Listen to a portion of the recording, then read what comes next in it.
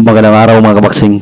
So all set na po ang bakbakan na magaganap bukas sa probinsya ng Masbate, kung saan pagbibidahan ng ating former world title challenger na si Gio Santino Santissima kontra sa pambato ng Thailand na si Arnon Yopang.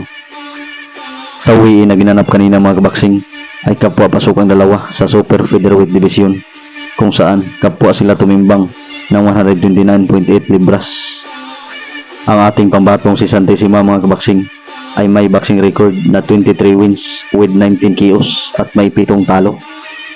Samantalang ang Thai boxer na si Arnon Yopang ay hawak ang kartadang 14 wins with 5 KOs at may 4 na talo.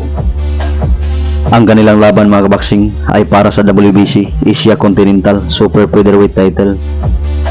Samantalang sa co-main event sa nasabing bakbakan mga kabaksing ay mapapasabak ang ating pambato na former world title challenger at tinalo noon ni Naoya Inoue na si Michael Dasmariñas kontra sa kapwa Pinoy na si John Estrada. Sa uwiin ng dalawa mga kabaksing ay kapwa pasok sa featherweight division na kapwa tumimbang na 124.6 libras. Ang bakbakan ng dalawa ay para sa Philippine Featherweight Championship. Si Dasmariñas ay hawak ang kartadang 34 wins with 23 KOs at may 3 talo. Samantalang si John Estrada ay may 18 wins with 14 KOs at may 12 talo.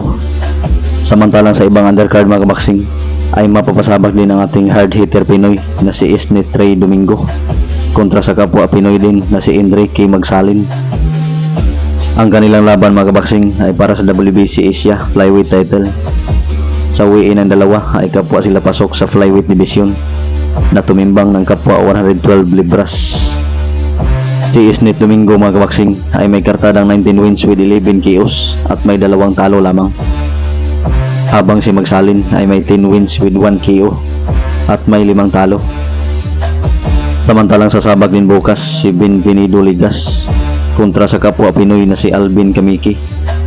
Ang laban ng dalawa ay para sa WBF International Super Flyweight title. Samantalang sasabak din ang kapatid ni Gio Santissima na si Alex kontra sa kapwa Pinoy na si Justin Darap. Ang kanilang bakbakan ay para sa WBF Australasian Super Bantamweight title.